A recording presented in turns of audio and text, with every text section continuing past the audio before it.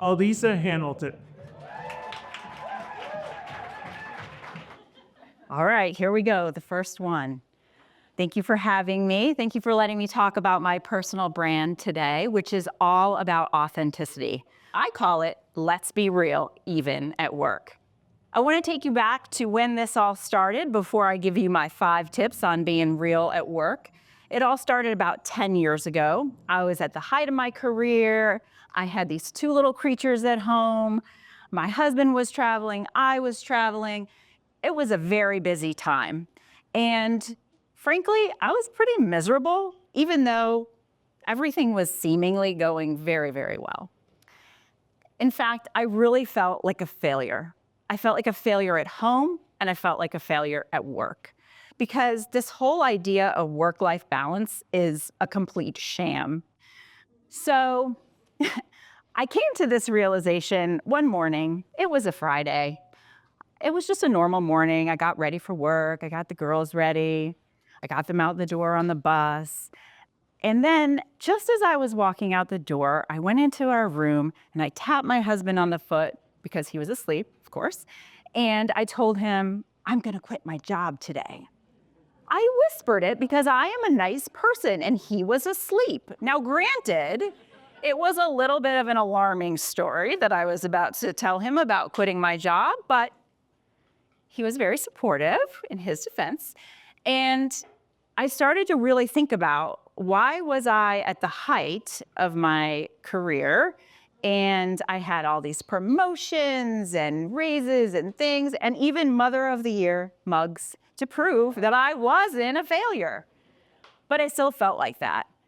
And even if you just look at this slide, you can see you got work on one side, you have life on the other. They're supposed to be balanced perfectly. They're never supposed to intersect. And that's how you're supposed to live your life? No, that does not work. It doesn't make any sense.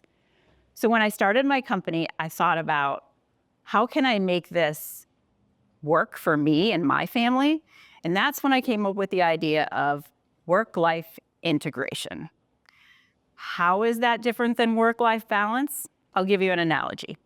Think about the first time you move in with somebody, a roommate, a spouse, whoever you're moving in with. Do you say, I'm going to bring one of my spoons and you bring one of your spoons and then I'll bring one of mine and you bring one of yours and it's going to be balanced and perfect? No, nobody says that. That's ridiculous. You end up with a drawer that looks like this. Nobody likes that. That's a mess. If you're a woman and you're moving in with a man, what you probably say is, I'll bring my spoons because they're better than your spoons. And then you can have maybe a knife in the knife drawer. And then you end up with this beautiful silverware drawer that everyone loves. But that's what you do in life. You take the best of his things, the best of your things, you put them together, and you use them as it makes sense. And that should be the same thing with your work-life integration.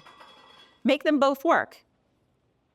Now, I know we're all entrepreneurs, so you're probably thinking, why does this matter? What is in this for my business? Well, I would argue that when I started my business, this idea of work-life integration actually became a huge competitive advantage. First of all, I was able to find the best people because I didn't say, you have to work 40 hours. Actually, it's going to be more like 50 or 60, and you're going to try to climb this corporate ladder and all these things. No, I hired people who also believed in that they could have a work-life integration. I also think it really helped us stand out from competitors because we were talking to people in a normal voice. We weren't stuffy business folks like, some of the other competitors in our industry. And it really helped build loyalty with our clients because, as it turns out, people like working with people who are authentic. Go figure. So some of my clients have been with me now the whole time for 10 years. And I think that's really says something for how we put ourselves out into the world. So now I'm going to give you 5 tips for how you can be more authentic in your business, all from experience.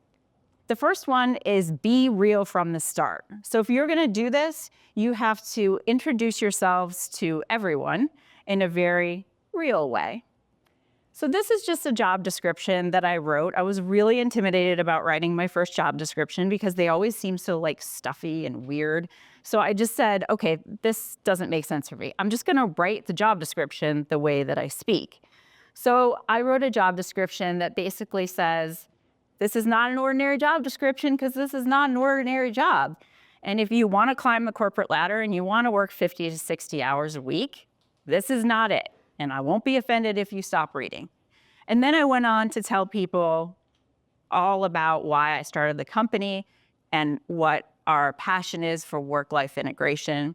And I will tell you, I have had some of the greatest conversations with candidates that I never even hired, and they still connect with me because it was just a very honest way to talk about how you can live the life that you want. I also bring my personal life and my authenticity to introductions to potential new clients.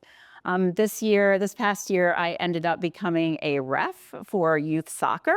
I don't necessarily recommend that. I also will give you one piece of extra advice, which is don't take a dare from a 15-year-old. She said I couldn't do it, and so of course I had to do it, and so I became a ref. But I really leaned into that with my business too. I wrote an article on LinkedIn about it, saying how ref, helped me be a better business person, and I really believe that. And I made some cute little yellow card foul cards that are in the back, which I don't know when I'm ever going to use them, but I just thought it was hilarious, so I did it. So even when we're introducing ourselves to clients and potential clients, you got to be real. The next is keep it personal. So once you had that introduction, now you have to actually keep it up. So I decided that I would not write boring out-of-office messages. When I go out of office, even today, I just say what I'm doing. In this case, we were on a family vacation in Portugal, and I told people, there's a lot of good, inexpensive, delicious wine out there, and I just don't know if I can possibly answer your email because I'm probably drinking wine with my family. And people loved it. They said, good for you, well-deserved. By the way, best out-of-office message ever. And here's the kicker. No rush to get back to me. We have tons of time. When does a client ever say that? Never. So this was one of the first ones I did, and I thought that was great. So when I had to go to Orlando in June in 100% humidity to sit in a giant room filled with 47 futsal courts, I did the same thing. I just told people what I was doing. I will tell you, I did give it a 0 out of 10 on the vacation satisfaction score, which, in my industry, a 0 out of 10 is pretty bad. That's a low NPS score if you want to know. And I stand by that. It was pretty miserable, but my daughter won a couple of championships, so whatever. And I still got the same best out of office message from people. So I keep it real. And finally, I think being authentic also means that you own up to your mistakes. I was telling a client in this example that they had given me a laptop. I need to use their laptop for their work. And I had it on my desk for 2 days. And I was wondering, gosh, nobody emails me on this. This is very odd. And then after 2 days, I looked down and realized I never connected it to our Wi-Fi. So it was just sitting there. And so I thought, I think I better tell the client that I messed up. So I did. And then she responded with, I feel you. I accidentally had 3 dirty martinis last night at my boyfriend's holiday party. And I thought that was great. I was like, thank you for sharing your accident with me. So sometimes it all works out, and being real gives you a little more grace with your clients. The third tip is integrate your calendar. One thing that I learned very early on, especially as a woman in business, is you don't put personal things on your calendar. If you have to go to a doctor's appointment, you have to take your kids somewhere, you just block it as busy, but don't say what it is. Well, that in my life turned into a disaster because I was constantly bringing my kids to things at the wrong time, on the wrong day. We definitely showed up to a school event and the parking lot was empty, and I realized it was the completely wrong day. So I just said, forget this. We're going to integrate the calendar. So I have my personal things All the gray is my daughter going to swim practice. All the red is my other daughter going to soccer. Green and blue are my business. Everything is together and everybody sees it. And you know what? The world hasn't exploded. Nothing bad has happened. It's all good. And sometimes I'm even on time for things now. And the fourth is culture of teamwork. And I really probably should have put this one number one, because the truth is, this is the foundation of all of it. You have to have people who agree with this way of working.